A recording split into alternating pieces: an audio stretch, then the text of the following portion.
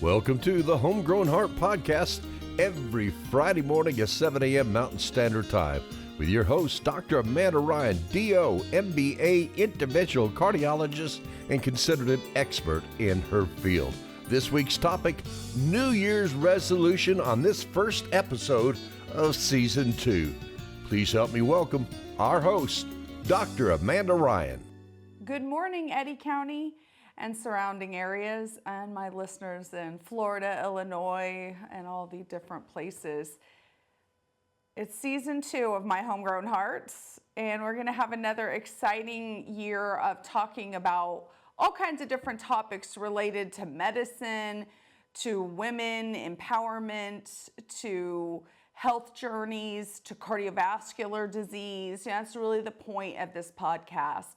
Again, as many of my patients as I can get watching it, as many people who are maybe not focused on their cardiovascular health, young women in medicine who need an example, a role model. I really do strive to be that as well. So we're here to cover anyone who has questions about different topics about your healthcare. If you want to scroll back to, you can go to YouTube, you can go to whatever your Apple, whatever your favorite podcast listening platform is. We're on all of them, Buzzsprout, etc. And you can look through different topics. If there's something, we did a good one on about Medicare versus Medicare Advantage plans. There's stuff on there about PAD, peripheral arterial disease. There's just all kinds of different topics. And again, I want to thank Danny Fletcher, our producer, for all of his efforts at really making this the quality podcast that we'd like it to be. I want to thank all the guests that I had last year and looking forward to more guests this year. I want to thank Tammy Wacker from Partners in Heart Health, again, runs our foundation. On that note, again, we'll be selling Super Bowl squares, so to help raise money for our foundation as well as have a little bit of fun.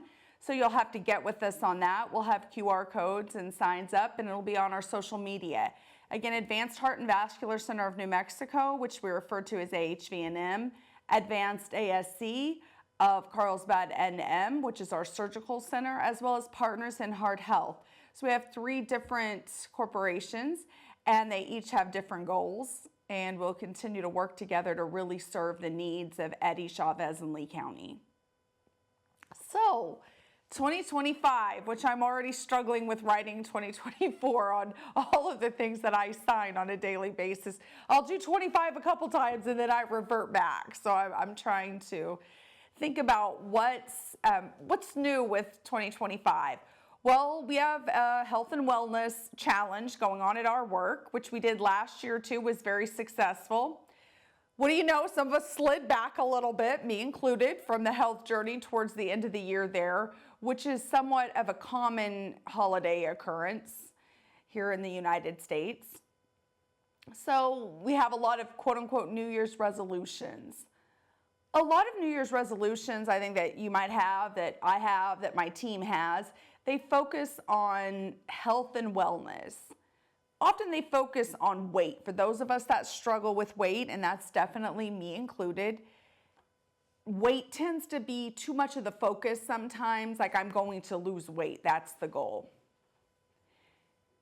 If that is the goal, what is the best attainable way to achieve sustained weight loss? Really needs to be, it's great to win challenges. I don't know about you guys, but I was kind of addicted to Biggest Loser back in the day when we had people going from 400 pounds to 180 pounds in what seemed like 3 weeks. I think it was like 12 weeks. It was still crazy. Now, unfortunately, a lot of that was not sustainable. While it made for good reality TV back when it was first starting and the stress of getting on the scale and checking the percentages, it wasn't really good for sustained weight loss. Again, I had a podcast last year on the GLP-1s, again, the Ozempic, Wegovy, Mounjaros of the world, and how that's really changing healthcare in many ways. So that's, weight loss, it's really revolutionizing the weight loss industry. Although again, it's one more option in the whole scheme of everything. One thing is clear for overall health, fitness, weight management, that exercise and movement is important. On some level, there are fad diets, there are all kinds of different ideas, there are different medications, there are weight loss surgeries, which, by the way, did show more sustainable weight loss than any medicine so far. We're a little early with some of our Wegovy and Mounjaro, Ozempic type drugs, again, our semaglutides. So movement and exercise do not necessarily show improved weight loss in a short term, in a challenge, in a short-term plan. They definitely do help keep weight off in the long term in a weight management program. And I can say that from experience as well as from articles and research. Personally, I tend to, again, I'm going to put it out there, I've gained and lost the same 30 to 40 pounds. I'm up to probably about 8 times as an adult with that 30 to 40 pounds. And every time I say, this time I'm going to keep it off forever. And I exercise regularly because I enjoy exercise. And even when I don't, I know the importance and I kind of push myself to do it. But sometimes life gets in the way. All of a sudden, work is crazy. I'm get an upper respiratory infection. I don't feel well. Before you know it, I'm 2 to 3 weeks into not exercising, not eating well, and getting back on track tends to be very difficult. I also think sometimes when I don't feel well, I tend to not eat much at all. I think your metabolism kind of slows down. You tend to lose a few pounds. Then all of a sudden you're feeling better, you're eating more, and you're not moving like you were. For me, that's a recipe for disaster.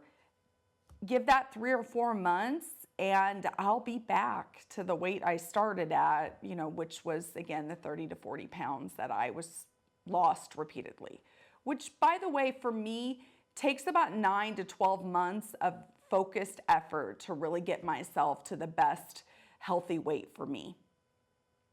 It takes meal prepping, or my friends and colleagues meal prepping for me, because we know I don't know how.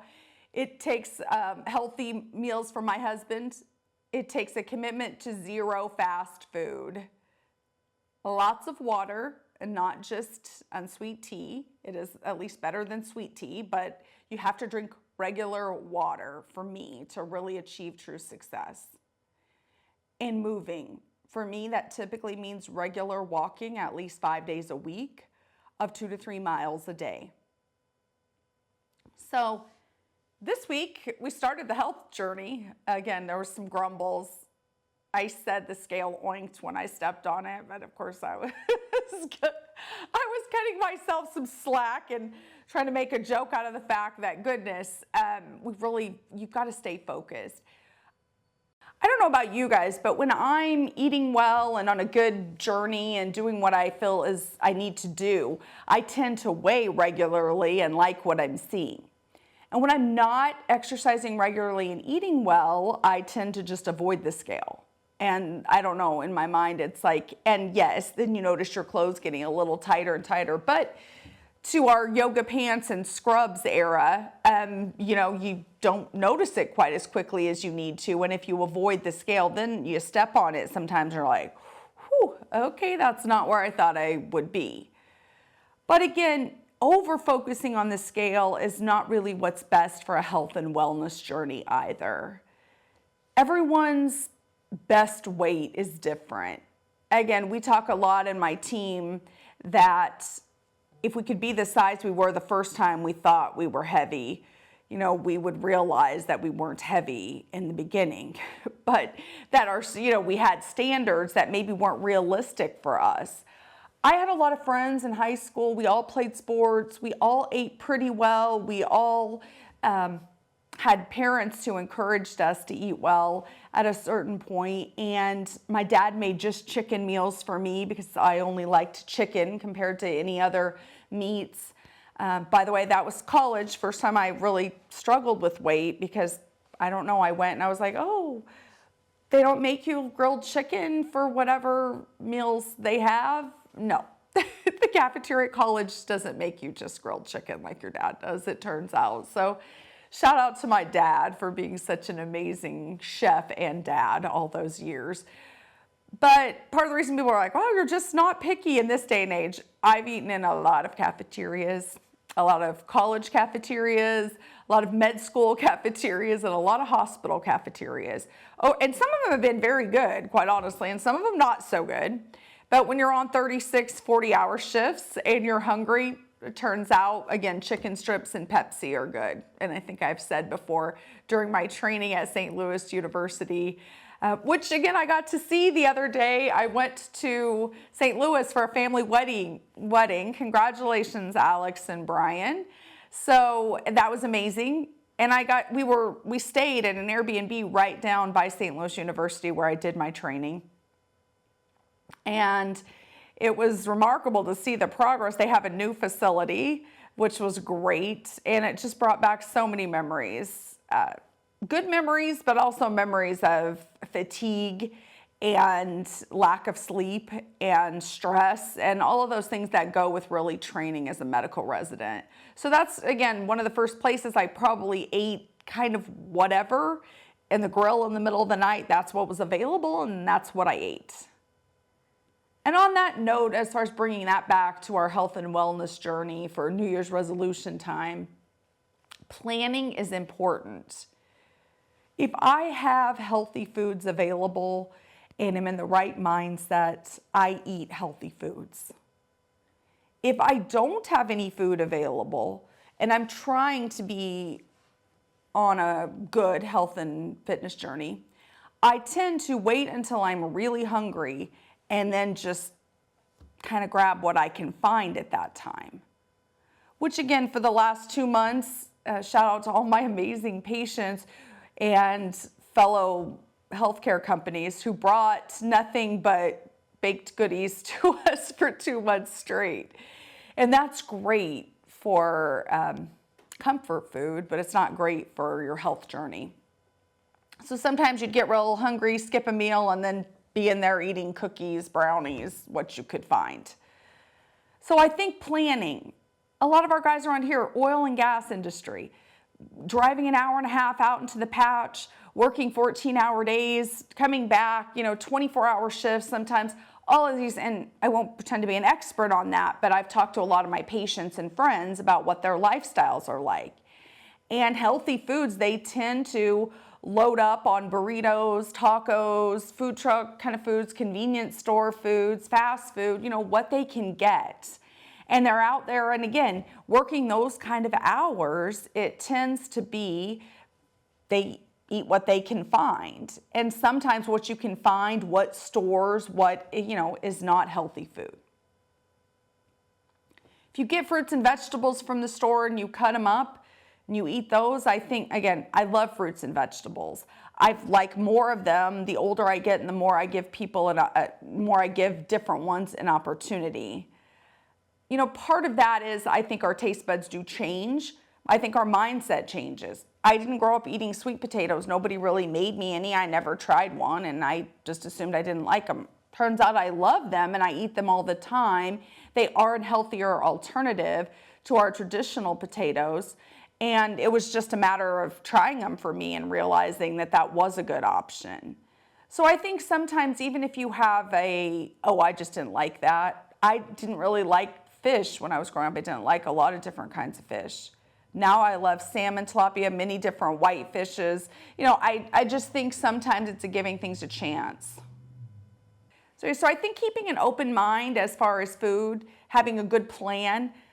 A food diary can be very important. We track right down TikTok. Again, by the way, Tammy presented about Partners in Art Health at the local Rotary Club, and I have some TikTok followers on there, which is great. Thank you. Again, that's Lady Heart Doc for the number Life, LYFE. That's for my Instagram as well as my TikTok. And sometimes we'll do silly videos on there about our days. Sometimes we do family stuff, and sometimes we do medical stuff about really what our days are like. I did have a particularly tough day on Christmas Eve with a patient, and I made a TikTok about how I felt, and I think that's definitely interesting to kind of have the raw emotion and be able to share it with people. And I saw some negative comments too, not on mine, but I saw people say, oh, a patient just, had a bad outcome in surgery. Let me go make a TikTok, to exploit it. And I was like, wow, healthcare people, we just sometimes are held to such a difficult standard. Sharing with you the raw emotion of ups and downs of how we feel and what we're really exposed to, I promise you, is a healing journey for us. It's not about attention, likes, could care less who watched the video. I felt better after shooting the video. It was just talking. It doesn't matter that I really wasn't talking to anybody. And why didn't I call and talk to someone in my support system that night? Because it's Christmas Eve, quite honestly. And I was going to drain the energy from somebody based on how I felt that night. And I didn't want it to be my kids, my husband, my mom, my sisters, any of my other staff who had a 2-week break that they had much deserved. Sometimes it's about being able to just express yourself, but realizing that your immediate audience doesn't necessarily need to be live people that are giving you feedback back at the time. I don't know if that makes sense, but that's that's where I feel on my journey. But I also thought it's just interesting how, funny statement here, but if you don't have haters, you're not popping. That's kind of the statement. And you see that in life, the more sometimes I see people really trying to do and accomplish and, gosh forbid, push change of any kind or approach something from a different avenue, people come out of the woodworks to be critical. And crusaders throughout our history, world history, United States history, to really affect change, you have to come up against a lot of resistance. And I think that can be applied on a macro scale, but also on a micro, very small scale. I promise you, I'm not here for the likes. Jokingly, I'm not here for a popularity contest. I am here to change rural healthcare, particularly cardiovascular healthcare, to get us to see it, approach it, and understand it, partner with our physicians and their entire practice. I am trying to change things to telehealth and remote care monitoring, use technology to our advantage to reach as many patients as possible, because I see what's happening to patients in rural areas who have lack of access to care. So again, back to our health and fitness journey, health and wellness. What are we going to do for this New Year's resolution? We're going to move more. And that doesn't mean we have to run a marathon. And shout out to my friends, Leslie, Elisa, who are marathon runners. But we're not all at that fitness level, right?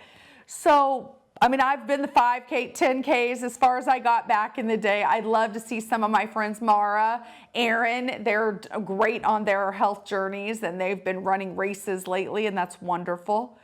We're all just at different places. Set goals for yourself. Again, set time goals. It doesn't really matter for a lot of our patients. Maybe you can't walk very fast. I tell people, maybe you can't walk very far. Set goals. Maybe 5 minutes is your goal. We all start somewhere.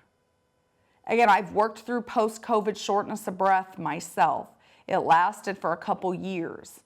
I've talked to a lot of patients in similar scenarios. Post-upper respiratory, particularly COVID infections, that seemed to really linger their long-term shortness of breath. Now, depending on what your COVID course was, your lungs may have been affected long-term, and there are some people whose lungs are not really working through that. But there are also plenty of people who have been able to work through it. It's just taken a lot longer than, and I'm speaking to a lot of younger and middle-aged people. It took us a lot longer to work through that than we thought was reasonable. So I think setting goals and keep working towards them, very important. The next thing is, when you see it as a diet and you eat one thing that wasn't on your quote unquote diet plan, or you're on an exercise regimen, you miss one day of your plan, sometimes I think people are like, oh, that's it, I'm done. I failed my New Year's resolution. I'm off the wagon, forget it. And you really can't think of it that way. Learn to have a bad meal, a cheat meal, a decision that didn't stick with your overall goals, a week where you didn't exercise, 3 days. But don't let that become 3 months, 6 months, and 9 months. It happens so fast that then you are years into it saying, wow, I don't watch what I eat. I don't pay attention to maintaining a healthy weight. I do not exercise regularly. I don't keep an eye on my sugars, my blood pressure. It is interesting to me. I really try to talk to patients, as busy as we are, to get you guys to really explain to me where, if I have someone that's relatively overweight and sedentary, I say, where were you 5 years ago? Where were you 1 year ago? Where were you 20 years ago? That helps me kind of assess where things were with this person, how fast their decline in their overall commitment to health really existed. Talking to them gives me some insight into their health literacy.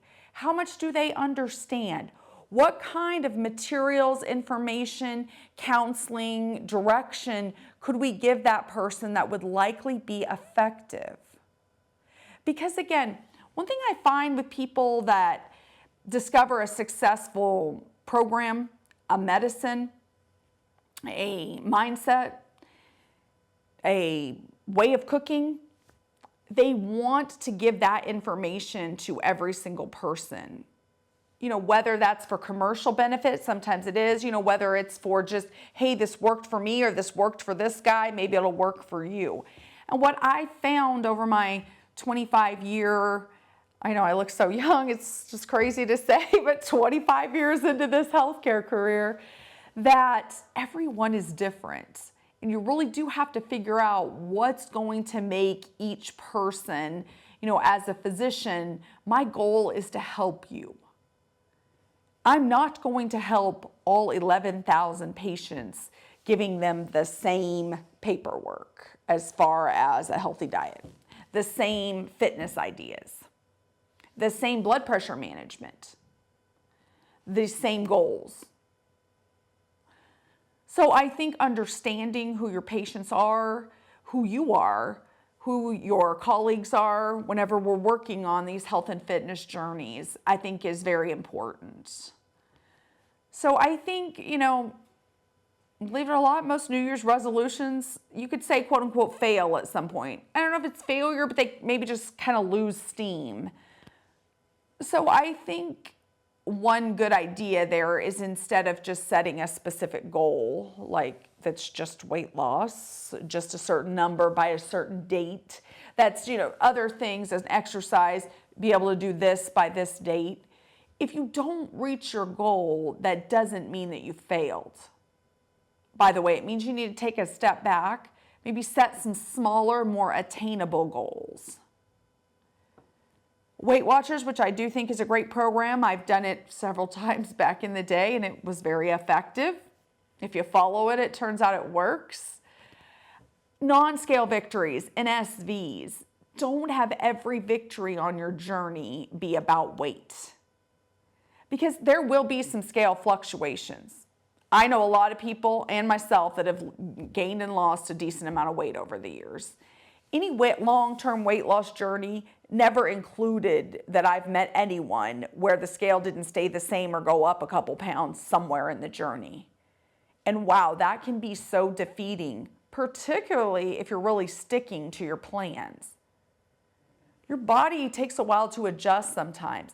There are different hormonal stressors, cortisol levels, lack of sleep can play such a role in weight management. My dad and aunt worked nights for years, both struggled, probably 150 pounds overweight. Once they switched to day shift, made a lot of changes in their life. Actually, here they are 15 years later, still maintaining a pretty healthy weight. And I do feel a lot of that was working night shift. It had to do with lack of sleep, cortisol levels, the eating patterns they developed, night shift, trying to stay awake all night, which isn't normal for a lot of us. So I think, set attainable goals. That's going to be my mantra for 2025 in health and fitness for myself. I hope it will be for you too. Next week, we're going to have a Heart Healthy Super Bowl party, so that is great. Cynthia Madrid's going to join me. She's a nurse who has a focus on healthy lifestyle, living, and exercise. She's been a coach. She's very knowledgeable. She knows how to make great food that is healthy. And I think a lot of us see how that could happen even in our daily breakfast, lunch, and dinner meals. But how can we even do it for parties? People come over ready to watch the Super Bowl, and we're going to get excited in different football games and have that kind of party atmosphere. And maybe setting out whole apples, oranges, and broccoli isn't going to necessarily excite people. So how are we going to turn that into something that still looks and tastes appealing, but is not going to overdo your calories for the day? So make sure and join us for that. Thank you.